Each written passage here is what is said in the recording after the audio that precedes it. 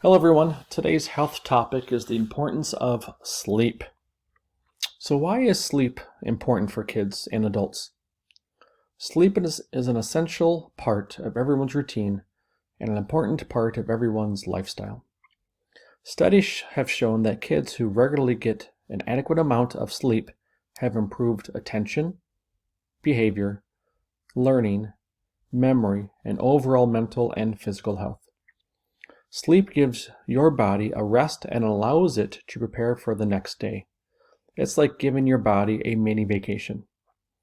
Sleep also gives your brain a chance to sort things out.